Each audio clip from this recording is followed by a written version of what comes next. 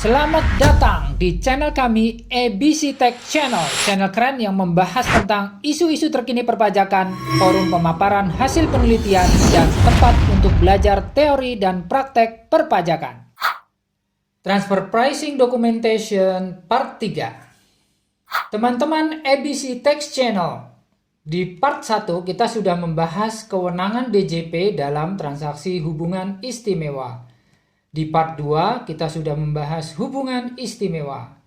Di part 3 ini kita akan membahas bagian-bagian apa saja yang ada di Transfer Pricing Documentation.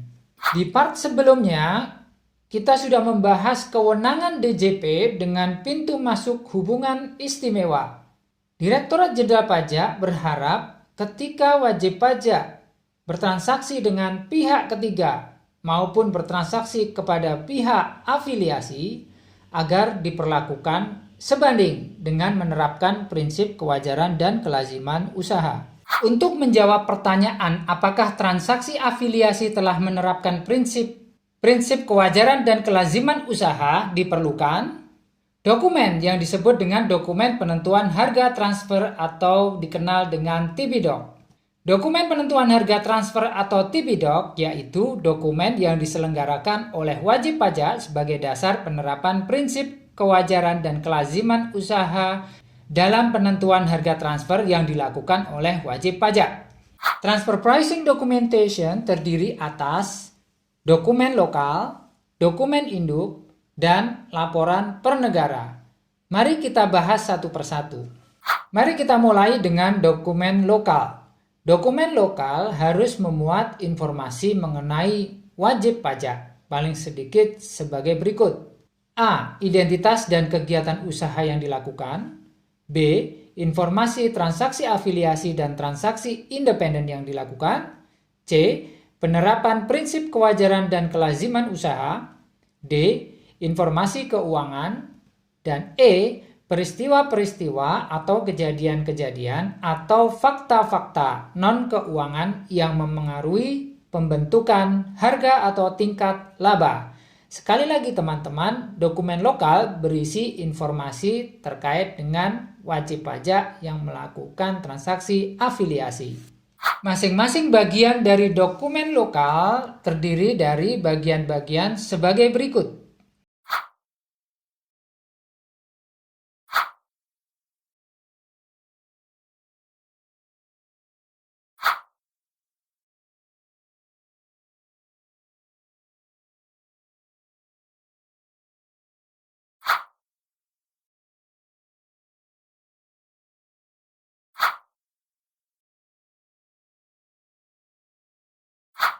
Selanjutnya, dokumen induk. Kalau dokumen lokal berisi terkait dengan informasi wajib pajak, maka dokumen induk memuat informasi mengenai grup usaha yang paling sedikit memuat hal-hal sebagai berikut. A. Struktur dan bagan kepemilikan serta negara atau yurisdiksi masing-masing anggota. B. Kegiatan usaha yang dilakukan. C. Harta tidak berwujud yang dimiliki. D. Aktivitas keuangan dan pembiayaan. Dan E. Laporan keuangan konsolidasi entitas induk dan informasi perpajakan terkait transaksi afiliasi. Dokumen induk terdiri dari bagian-bagian sebagai berikut.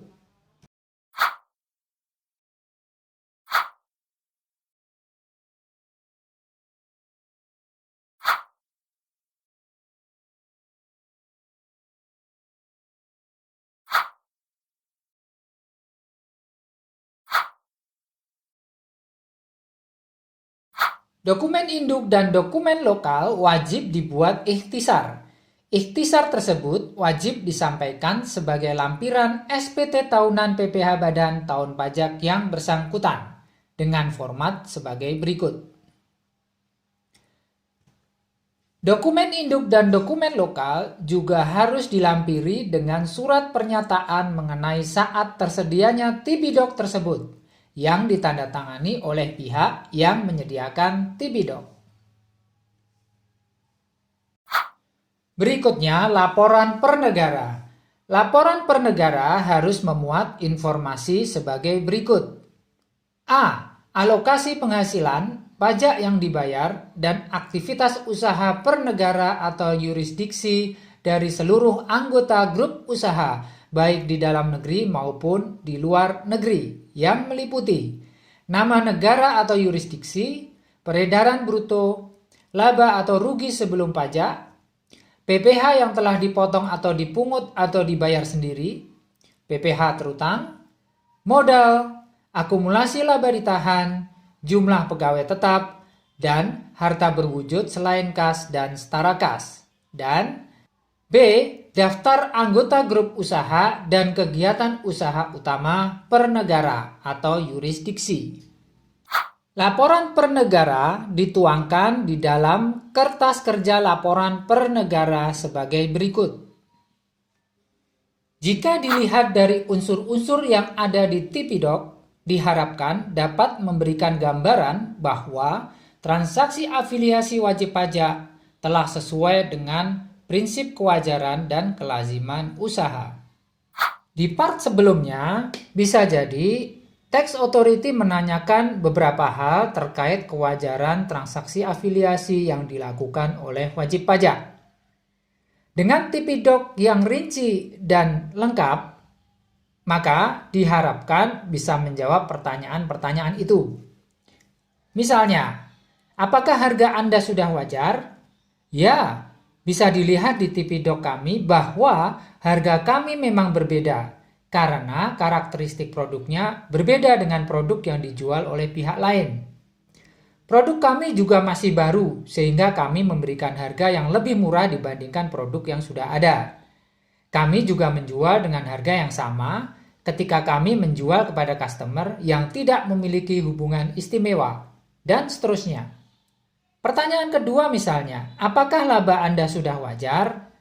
Ya, laba kami lebih rendah karena kami sedang penetrasi pasar yang membutuhkan biaya yang tidak sedikit dibandingkan dengan pihak lain yang menjual barang yang sudah memiliki pasar yang luas, dan seterusnya.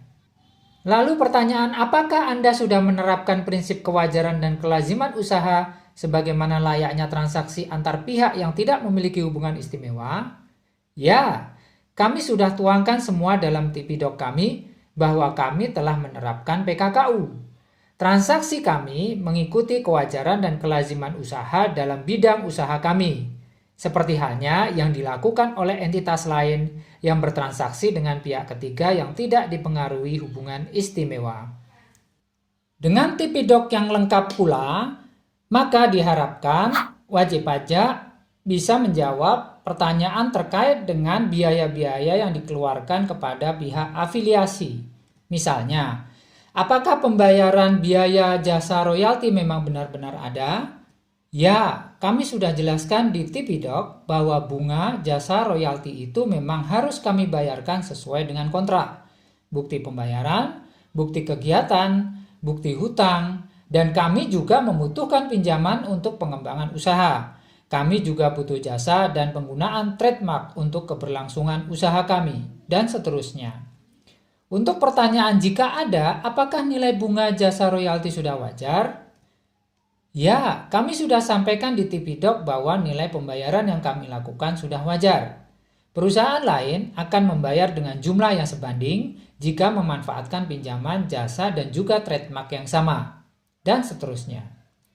Berikutnya, pertanyaan apakah laba Anda sudah wajar?